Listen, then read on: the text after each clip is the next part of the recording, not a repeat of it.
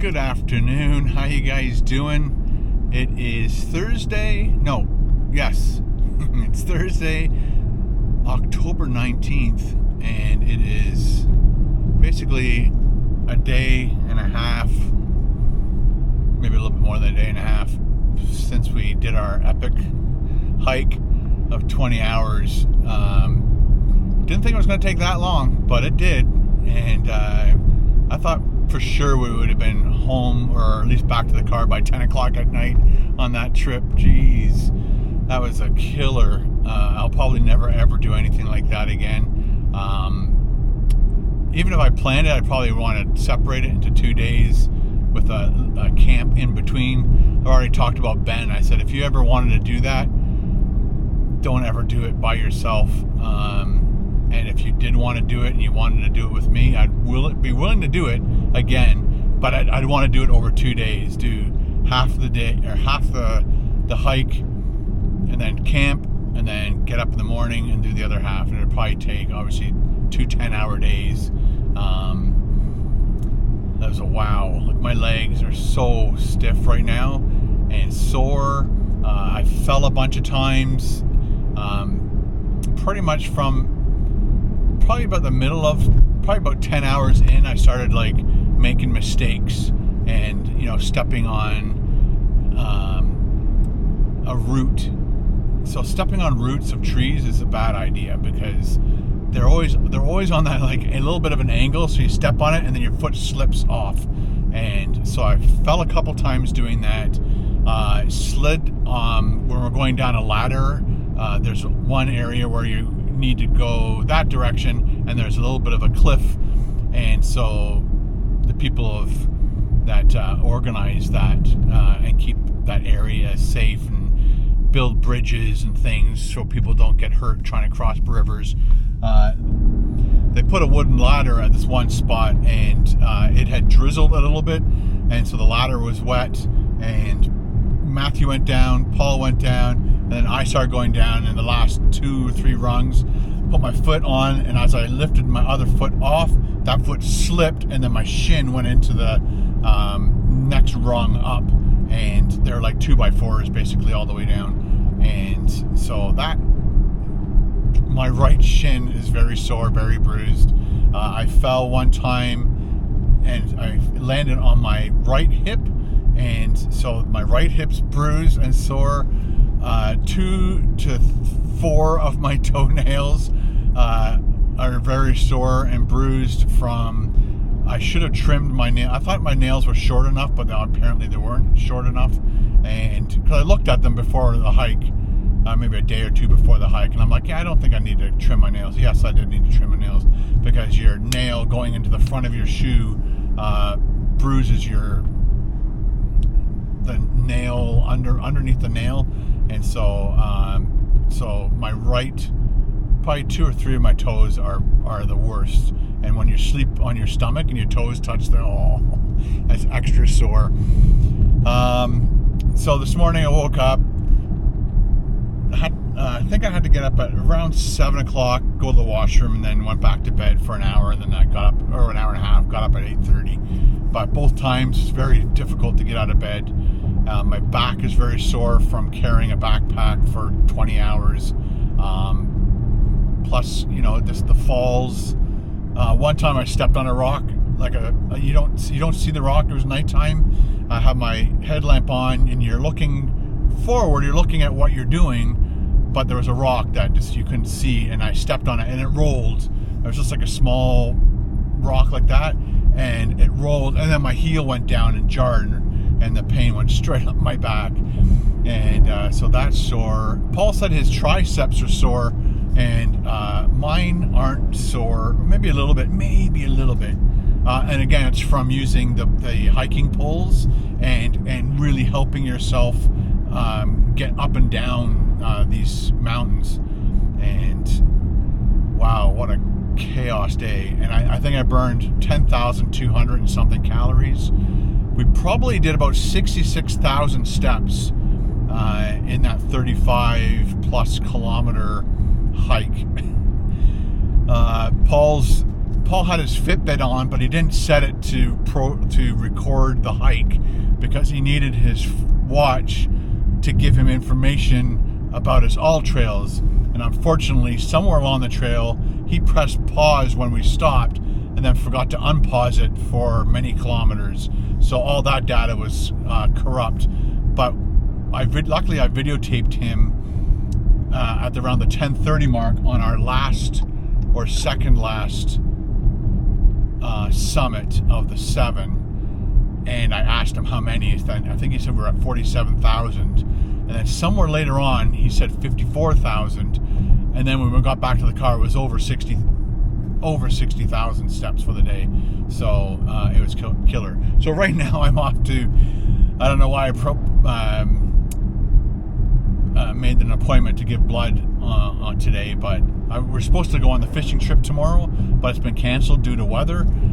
So I'm supposed to go, leaving tomorrow morning, go to, I'm not sure if I should say the lake. Anyway, so we're supposed to go to a lake near Kingston area and do crappie fishing weekend with the boys, but it's canceled due to weather, which is good now because I'm done. I'm exhausted. I'm trying to heal, and I'm going to give blood right now. So if you guys are interested in giving blood, make sure you donate, especially all my Canadian friends and family and all my American friends and family too. You guys think about it and become. I'm on my 32nd or 34th. I can't remember. I looked. I think I'm on my 32nd. I'll find out when I get there. So 32nd donation, which is awesome. Carol, I think she's on her 3rd. I finally talked to her. I didn't think she'd ever go, but she now enjoys going and helping other people, and got to talk Ben into it. Got to get Ben into it too. All right, so let's go give blood, and then I'll finish my story.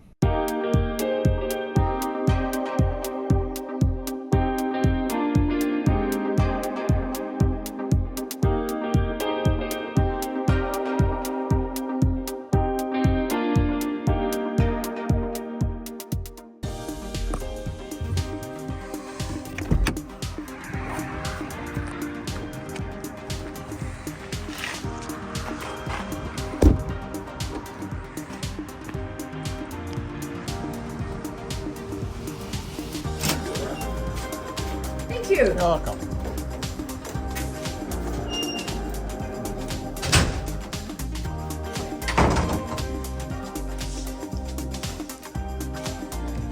Hello.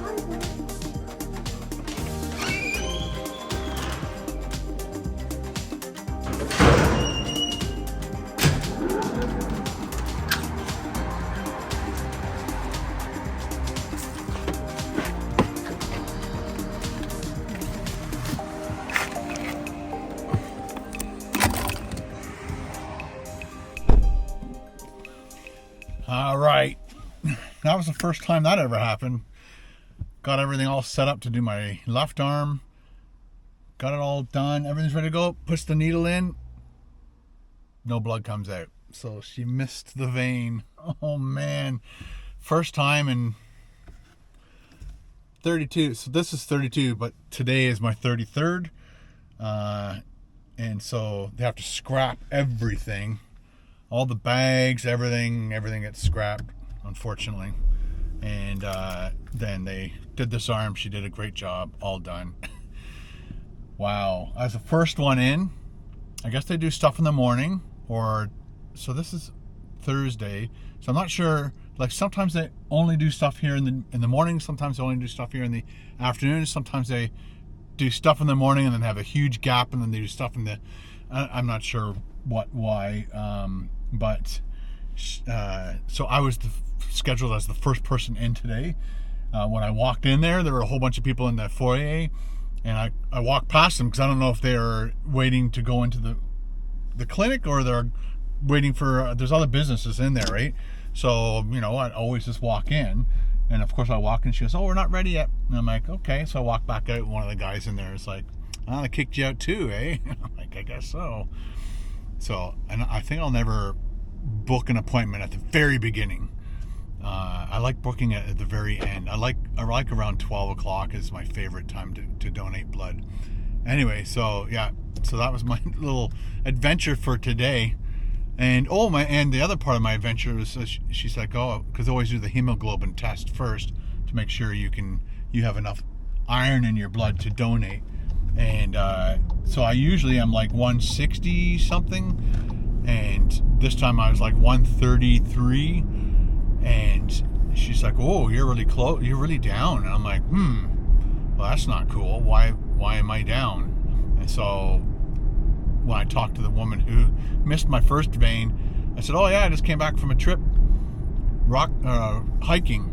And she goes, "Well, that's why your hemoglobin was down." I'm like, "Oh, okay. So I'll never schedule a blood donation after a big hike because that lowers your hemoglobin." So things I learned today. Anyway, so back to the rock climbing or the hiking story. We had a great time. Again, we'll never probably do that again. And if I do it again, it'll be a 2-day adventure for sure. And we just camp on the mountain, which would be kind of fun too. And so another thing I learned is, although I had enough food to last me, I think I need to bring a little bit extra food just in case. There's a thing called bivvying.